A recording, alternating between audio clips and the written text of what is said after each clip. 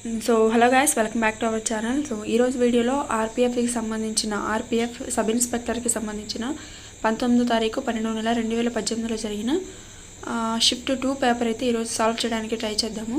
So మన ఛానల్లో వచ్చేసరికి ఆర్పిఎఫ్ ప్రిపరేషన్ స్ట్రాటజీ గురించి అయితే చెప్తాము. వీడియో నచ్చినట్లయితే ఒక చిన్న లైక్ అయితే చేయండి. ప్రీవియస్ ఇయర్స్ పేపర్స్ అనేవి మిస్ అవ్వకుండా అయితే చూడండి. చాలామంది ఏదో చూసేద్దాం అనేసి వీడియో అయితే ఓపెన్ చేస్తారు.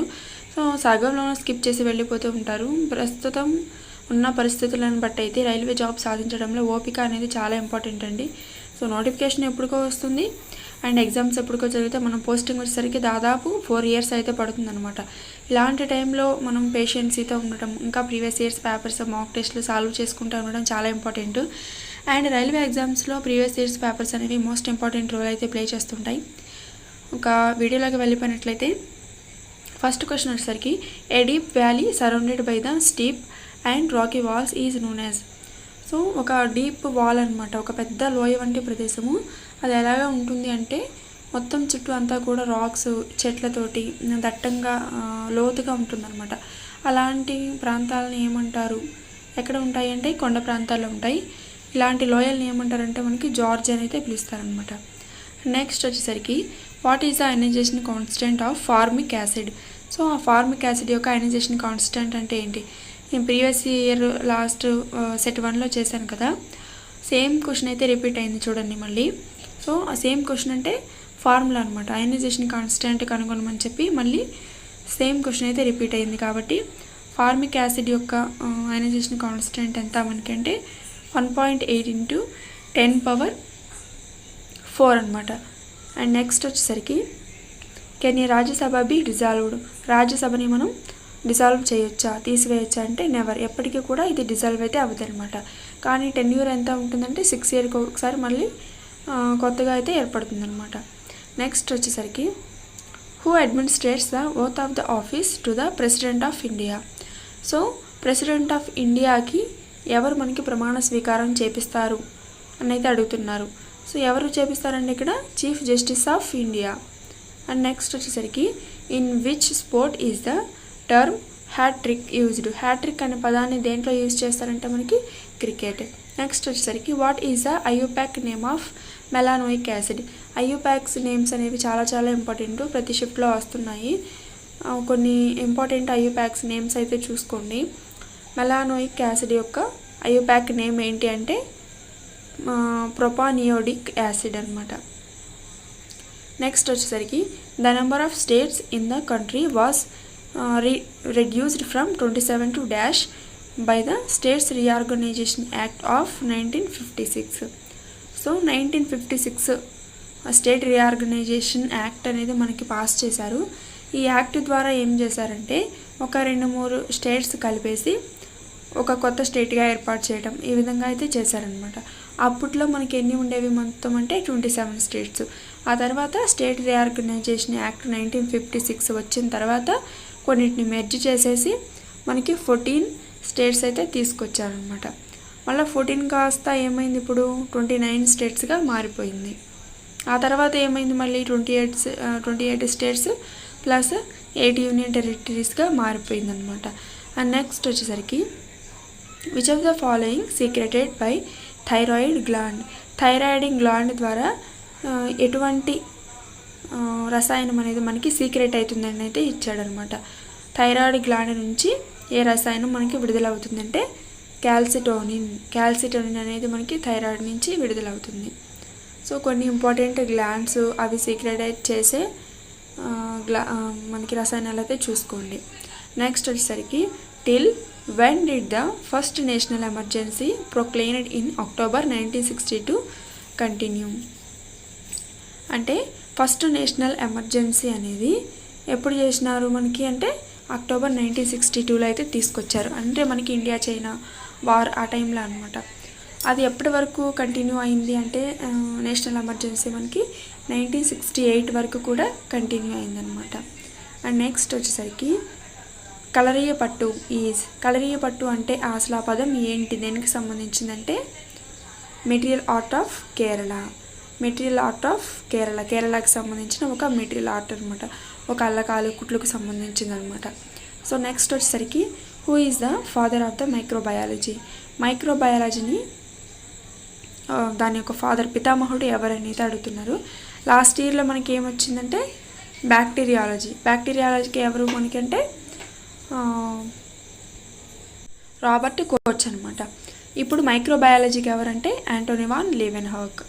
నెక్స్ట్ వచ్చేసరికి which of the following countries does not share it's boundary with India.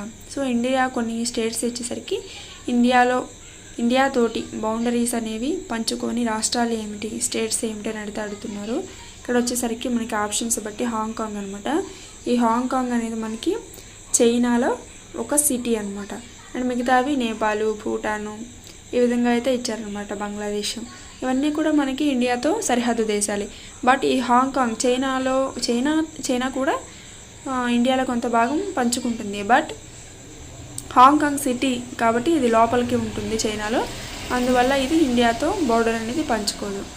And next వచ్చేసరికి in which state is the Kudankulam atomic power plant located. Last పేపర్లో మనకి ఏమొచ్చింది, కాక్రపార అటామిక్ స్టేషన్ ఎక్కడ ఉందంటే మనకి గుజరాత్లో. ఇప్పుడు ఏం క్వశ్చన్ అడిగారు, కుడంకులం అటామిక్ ప్లాంట్ అడిగారు. ఎక్కడ ఉందంటే తమిళనాడులో అయితే ఉంది. ఇంకా తారాపూర్ కూడా ఇంకొకటి అటామిక్ పవర్ ప్లాంట్ అనమాట. ఎక్కడ ఉంది అంటే మహారాష్ట్రలో ముంబైలో ఉంటుంది. నెక్స్ట్ వచ్చేసరికి the capital of Cambodia is. So Cambodia యొక్క క్యాపిటల్ ఏంటంటే ఫోనం పెన్. నెక్స్ట్ వచ్చేసరికి who is the chairman of 14th finance commissioner. 14th finance commissioner ఎవరు అంటే మనకి doctor YC Reddy. So last పేపర్లో ఏం అడిగారంటే 12th ఫైనాన్స్ కమిషనర్ ఎవరు అంటే మనకి డాక్టర్ సి రంగరాజన్. ఎవరు అతను ఫార్మర్ ఎకనామిస్ట్. ఈయన ఎవరు మరి వైసి రెడ్డి. ఇతను ఎవరు అంటే మనకి ఫార్మర్ రిజర్వ్ బ్యాంకుకి చైర్మన్ అనమాట. నెక్స్ట్ వచ్చేసరికి the formula for determining surface tension is.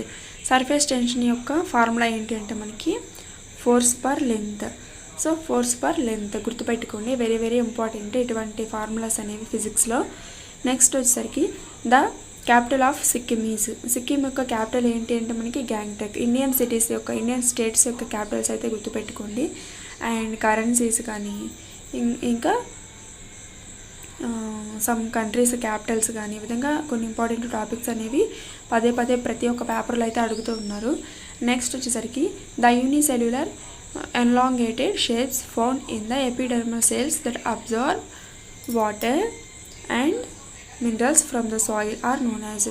So soil నుంచి మనకి వాటర్ని కానీ అంటే వాటర్ అండ్ మినరల్స్ని తీసుకునే ఆ యొక్క పార్ట్స్ని ఏమంటారు అంటే మనకి ఏమంటారండి రూట్ హెయిర్స్.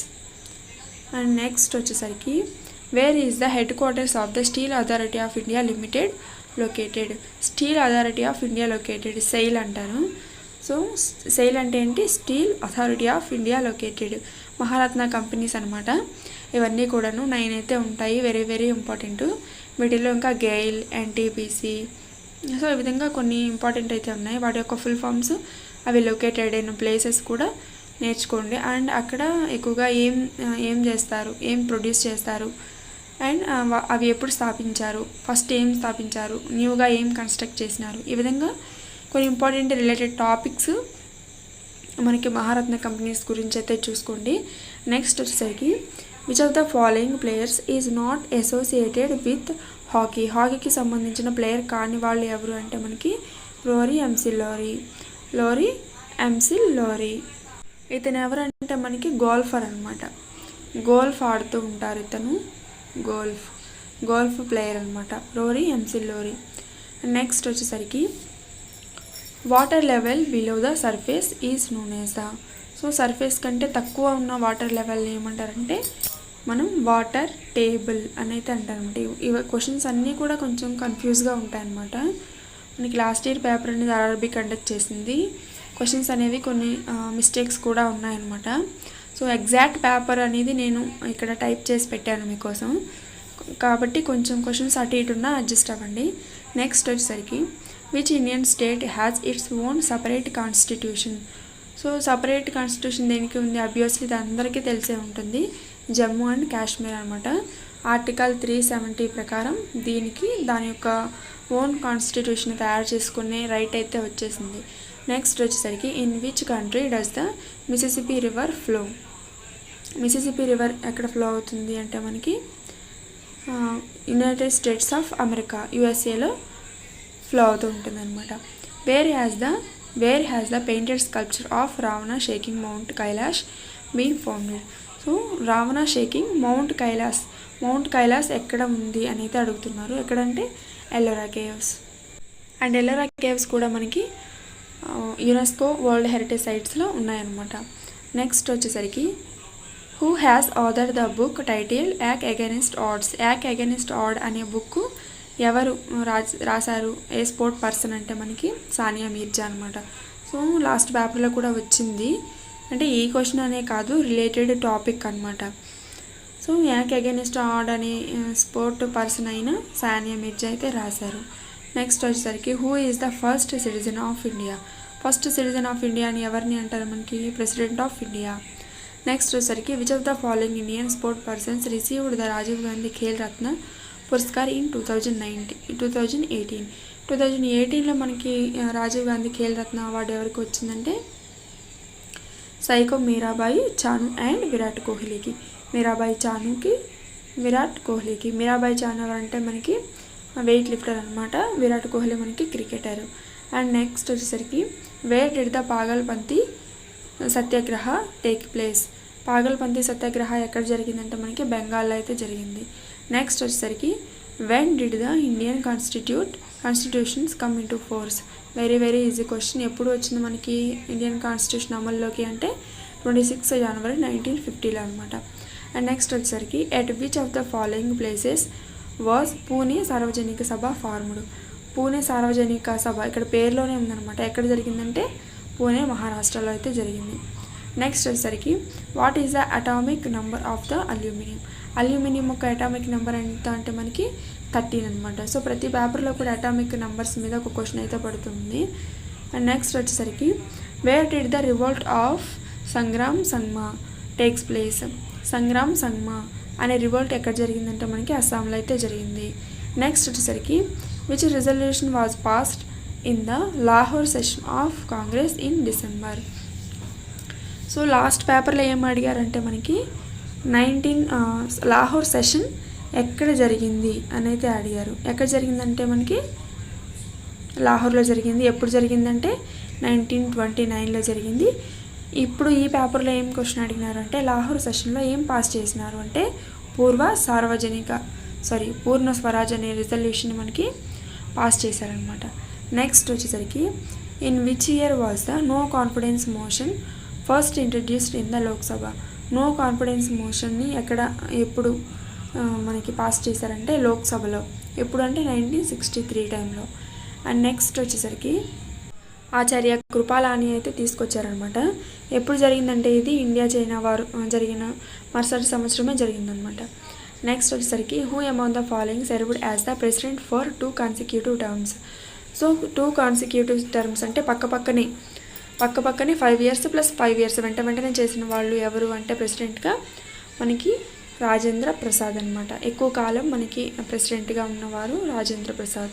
నెక్స్ట్ వచ్చేసరికి in which sport is the term free style used. Free style అని స్పోర్ట్ వర్డ్ని దేంట్లో యూజ్ చేస్తారంటే మనకి రెజ్లింగ్లో యూజ్ చేస్తారు. నెక్స్ట్ వచ్చేసరికి when was the Hindu widows marriage act passed. Hindu widows remarriage act అనమాట. అంటే వితంతు వివాహాల కోసం యాక్ట్ ఎప్పుడు పాస్ చేశారంటే 1856 AD అనమాట.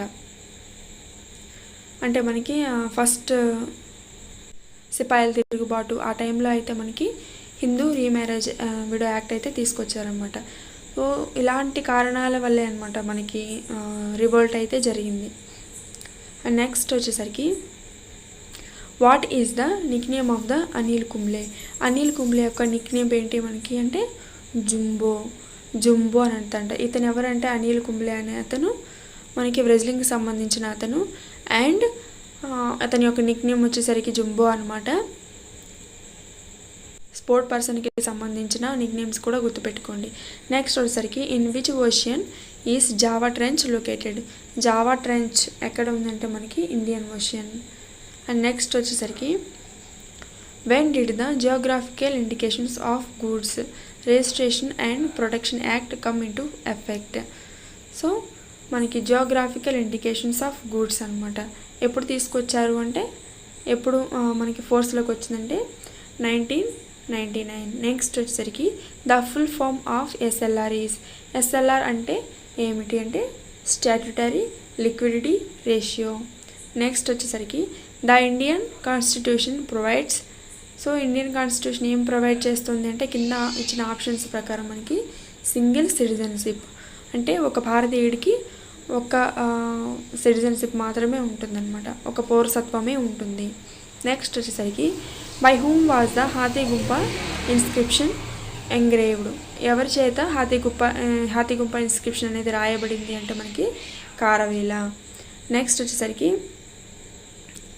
In SI system the prefix of the multiple 10 power 15ని ఎస్ఐ యూనిట్లు ఏమని పిలుస్తారంటే మనకి ఫెమ్టో.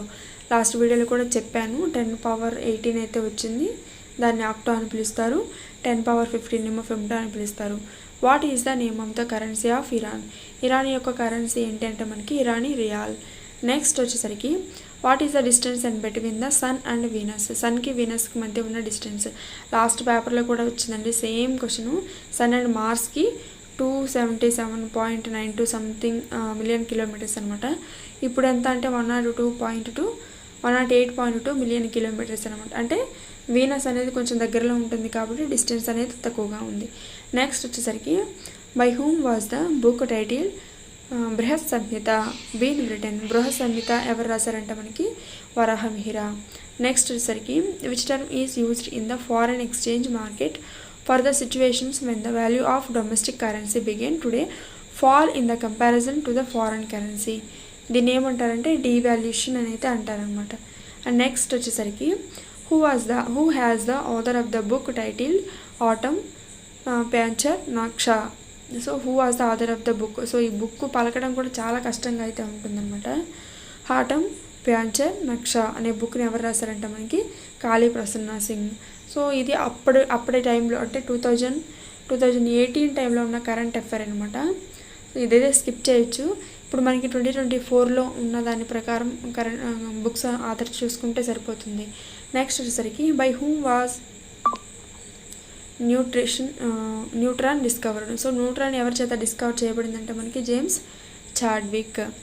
ఈ విధంగా కొన్ని ఇంపార్టెంట్ ఫార్ములాస్ అయితే చూసుకోండి. అండ్ రిలేటెడ్ టాపిక్స్ కూడా ప్రతి పేపర్లోనూ రిపీట్ అవుతూనే ఉన్నాయి.